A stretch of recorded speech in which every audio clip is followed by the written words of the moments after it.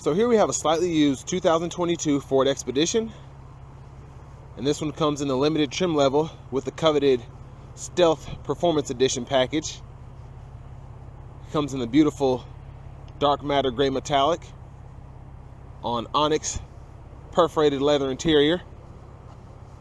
And with this one being the Stealth Performance Limited, you get a 3.5 liter twin turbocharged V6 made it to a 10-speed automatic transmission, and that gets you an upgraded 440 horsepower, 510 pound-feet of torque. So coming around to the front fascia here, of course it's 2023, I'm a little late to the party, but I couldn't find one of these. But that's the new fascia for 2022. LED headlamps, LED daytime running lights. Then you get the LED fog lights as well, which I didn't turn on. But really like this upgraded fascia. It looks really futuristic. Then we also get these coveted 22-inch wheels with this Stealth Performance Limited package, or Limited Stealth Performance package, excuse me. This one's pretty decked out. We get passive keyless entry on all 4 doors. Power running boards there. And here we have the controls for our power windows, which all 4 are going to be power one touch up and down. And then we have power folding mirrors with blind spot monitors. We can lock the windows, of course, and then we have our power mirror controls here. And then 3 settings for the memory seats, power door locks. Then we have the Bang & Olufsen upgraded sound system there. And tons of space. Of course, with it being an Expedition, storage is a big must. So cup holders there, storage there, storage there. And then over here, I like that we have our quick shortcuts so we can pop the trunk, fold the seats down, headlamp controls here. And a lot of people ask me about these power adjustable pedals. You still get those in the Expedition. And then we have our electronic parking brake, which you pull to engage, and you hit the brake, press down to disengage. And there we do have power tilt telescoping steering wheel.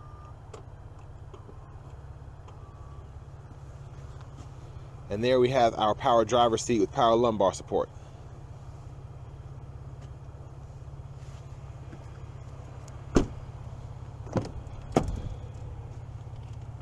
And then even in this door here, the rear door, is storage there, cup holder there, another cup holder there, just tons of storage.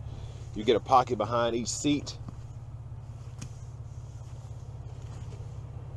And then of course you can fold your seat there, and then you can pull this bar up here to move the seat back and forth. I'm gonna make sure it's all the way back. Then I'm gonna hop in here. So being 6'3", pretty impressive leg room. Still have several inches between my kneecaps and the back of the seat here. And then I have the seat in front of me adjusted for someone of my size. And then we have our rear AC controls here, which are going to be automatic. And then 3-stage heated seats. 2-stage heated seats, excuse me. And then we have a USB-C, USB-A input there. And then we have a 110 volt 3-prong household plug-in there, which you probably can't see, it's so dark back here. And something weird just happened. All of a sudden the air started blowing like crazy. So that's interesting. But anyways, I'm gonna take a gander at this 3rd row leg room here. And this is of course with the seat all the way back, and I can still, my knees are touching the back, but I mean I can lean the seat up a little bit and I'm good to go. But also what's neat is you can just push that up if you want to feel like you're an executive in the 3rd row. Maybe put storage in front of that seat or something like that. So really adjustable in terms of just using the seats, how you configure them, etc. And then we get the premium dome lights throughout. And I'm sorry it's so dark in here. I guess the tint, but hang clothes here, which is nice. Hang them here. You can hang them on the right side if you want, but that's my blind spot. And then USB port there, 12 volt there. And we can actually move the seat back and forth which this is one of the coolest things about this. It's like having a power seat, but it adjusts as one. So as you can see, as I push it up, the whole seat moves up.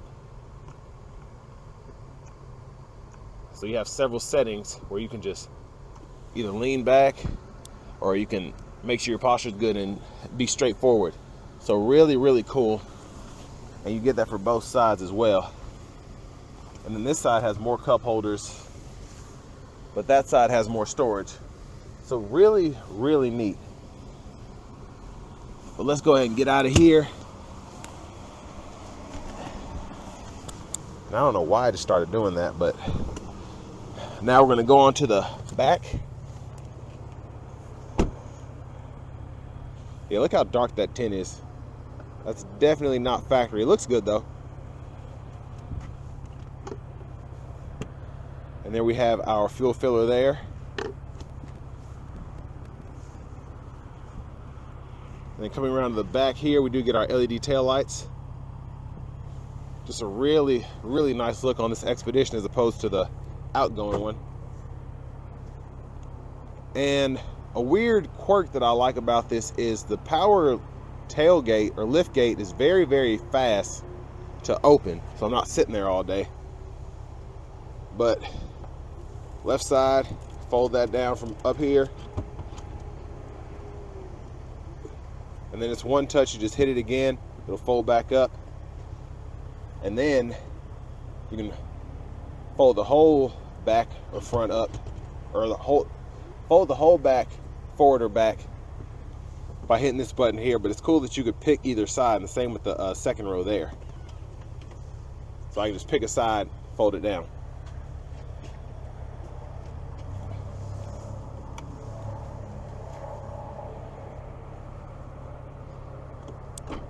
And if you're curious about that exhaust, there it is. A pretty good sound to it. But we'll definitely put it to its limits on the test drive. And then here we have our power front passenger seat. Power lumbar support included. Let's turn this down. Let's turn it off. I don't know what it was doing there.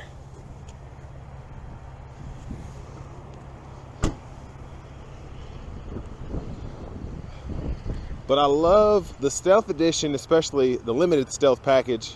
I love having the performance and I love the overall looks of it. But that comes with a price, and I'll show you all the window sticker here in a moment.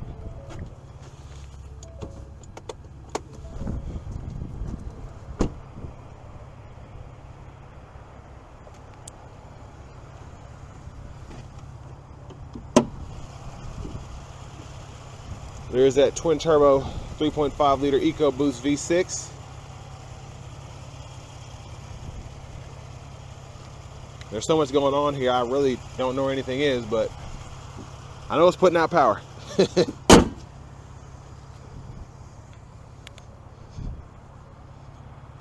now let's hop in the driver's seat, warm my hands up a little bit. So heated leather wrap steering wheel here, which comes in handy days like today. And then over here, as part of that 2022 refresh, we do get the new sync system here. And we have our navigation screen, of course. We get AM, FM, XM, along with Bluetooth audio. And then we also get our wireless Apple CarPlay, Android Auto compatibility as well. And I like this down here because I tend to have all of my menus that I use often. So like in my Mach-E, I have the XM, CarPlay, the phone connection, and then I have my efficiency up and all of that. So really neat. And once you get used to the system, it's actually really easy to use. Now for our seats, we do get 3-stage heated and cooled, and we can scroll down there or scroll up for the driver and front passenger. And then that heated steering wheel toggles there, fan speed there. And that's my only issue with the sync system, is like it just did earlier. All of a sudden the fans will just start going bananas and you don't know what's going on. So you have to like cut it down or cut it off and turn it back on, then it starts acting like it should. But it's a small issue for me. It doesn't really bother me, but it might bother some. But I'm kind of easy to please with vehicles as long as they perform well. And then for our dual zone automatic climate controls, we can toggle that or sync it and then decide where we want the airflow to go. And we can control the rear as well. And then we can control the fan speed over here. And we can also lock it from the rear passengers if we want to do that. Volume knob there. You can hit that button on the inside there to power that off. Having the Mach-E, I'm sure you'll have the same issue here. Every so often, I'll fat finger it and accidentally hit the power button, and then I won't know I cut it off. And then for our settings here, we have our towing, our camera there with 360 view, and that's the front camera. You do that again, I wasn't watching it. There's a front camera there. And with this being an LED screen, it doesn't really blink like that. That's just how it's showing up on the phone. So back up. Okay, that's out now. And then we have all of our settings here. So driver assistance, you can mess with all of that there.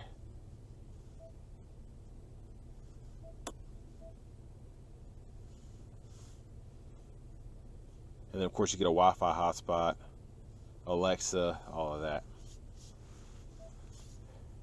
There's the menu there.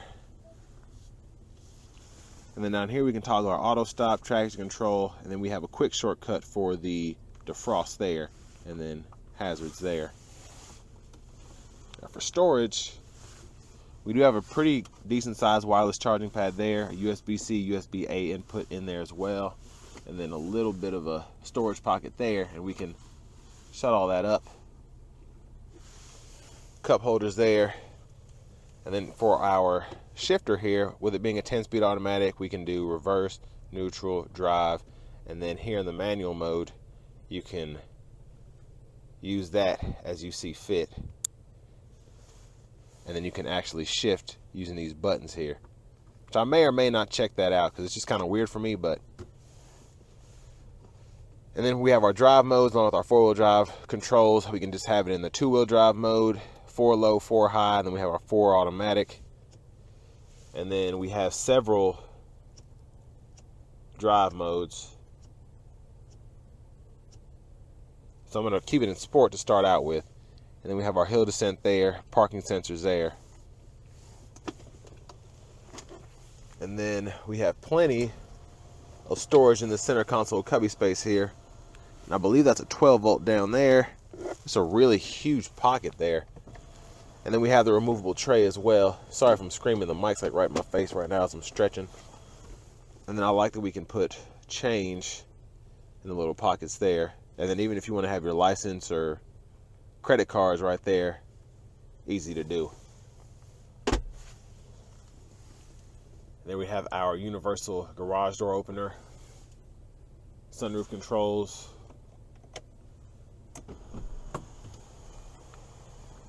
So big panoramic sunroof here, and then it actually goes all the way back.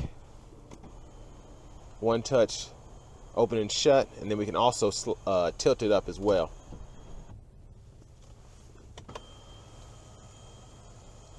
And the only thing I don't like about the Ford sunroof is that I have to hit this button twice every time. I don't know if I'm doing something wrong. Comment if you know, because I always have to hit it twice. So once to put it halfway back and then again to move it all the way back to where it was. And there's a view of the back seat there. Now to the glove compartments here. This lighting is terrible with this tint. There we have the top glove compartment there, and I actually like how they did this and made it really easy. So if you wanted to stick you know what in here, it's not like it would be difficult because it's a flat surface, but it's also deep as well. How do you close that? Okay, I didn't push it hard enough. Another 12 volt there. And then we have our lockable glove compartment here. And then I want to show you all this window sticker. Of course, this isn't a new vehicle, but I want to show you what the sticker price of it was. And that Stealth Edition package, ooh, it's right in my face, sorry. $98.80. And then we have the Advanced Cargo Manager, the LCD, all of that. The stickers for $82,485. That is expensive. Very nice though, very nice. Fold that back up. Now coming back to the steering wheel on the left side, we have our cruise we can toggle here. The gap adjust for that. Then we have our lane keeping system there, volume controls, voice recognition. We can set and resume and set our cruise there. And then to the right side we have our mute button. And we can also use it for our menu. And then this is for our track list or radio station favorites there. And then this button here, or all these buttons here, for that middle part of the gauge cluster to go through the menu.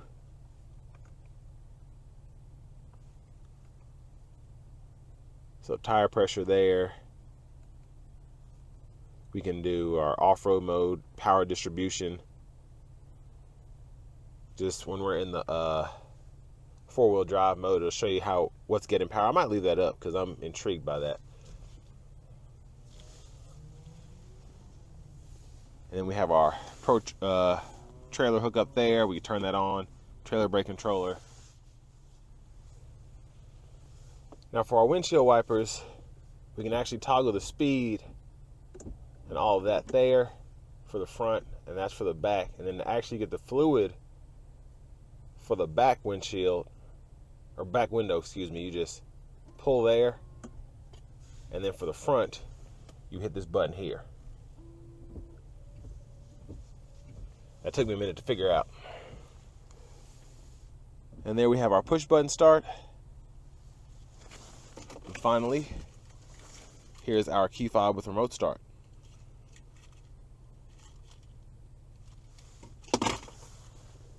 But now onto the fun part. It's time to go ahead and take this 2022 Expedition Limited with the Stealth Performance Package out on the road for a quick test drive.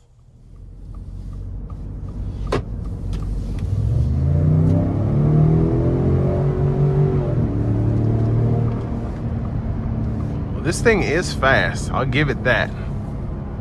See if I can get it to go in a two-wheel drive mode, see which is faster. Because what's cool about the 4 automatic is it gives it kind of an all-wheel drive feel to it. Oh, it's much quicker in rear-wheel drive. Oh, man. Now, I've said this about Ford's motors before. The 3.5 EcoBoost, they are no slouch whatsoever.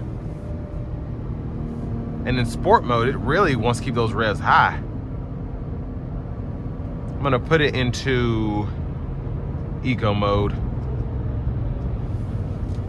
And then let's turn on this adaptive cruise here. Then of course we get the lane keep assist system here.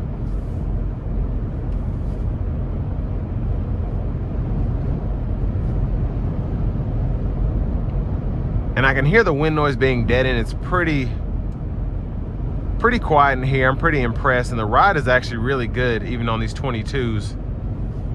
Like usual with the 22s on basically any vehicle I've driven, I can feel it more in the steering wheel than I can in the ride, but really decent ride quality. But for this to be a performance sedan, or performance SUV, excuse me, makes it even more impressive.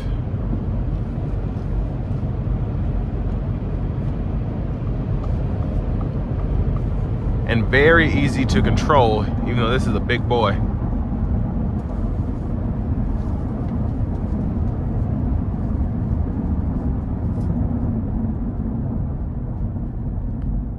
And brake pedal feels decent.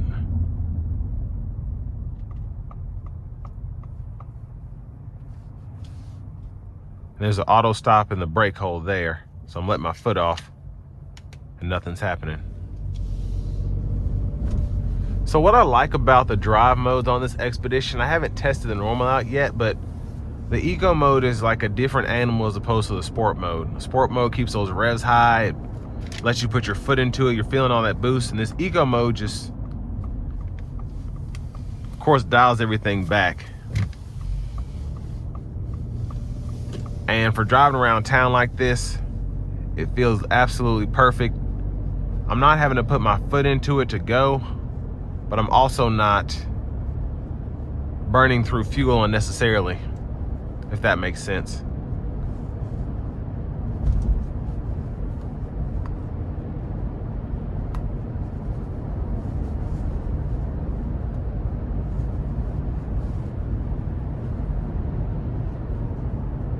Now, in terms of the ride quality, just as I hit bumps, I'm feeling it, but the ride is definitely still comfortable, and on a longer wheelbase like this, it's pretty standard. Obviously, it's not a Mercedes ride or an Escalade ride, but it's not terrible. And like I said, with this one being the performance SUV, I would sacrifice the Escalade-like ride quality for just the nimbleness and drivability of this SUV in particular. Especially in that sport mode, it was exhilarating. And these are supposed to crack 5 seconds 0 to 60s. And in an SUV that's this huge and can tow, what, 9,000 pounds? That's pretty impressive. Now overall, like I said, this tint is not factory, but I do like it. It was just a pain having to film in here because the lighting changed so much, and the only, I guess, non-intrusive light that was coming in, or non-full with light, was what's coming through the windshield here. Everything else is kind of shaded quite a bit, which is comfortable for the passengers, but like I said, not for my video quality. But all in all, really impressed with the Expedition. Now, for an $83,000 sticker price, is it worth it? That'll be up to whoever's in the market for one of these. Because then you got to pay for the gas as well, and you're looking at Escalade-like prices. But, like I said, unless you get a V, you're not going to get the kind of performance that I just got from this Expedition. And with that being said, this will bring me to the end of my review of the 2022 Ford Expedition Limited with the Stealth Performance Package.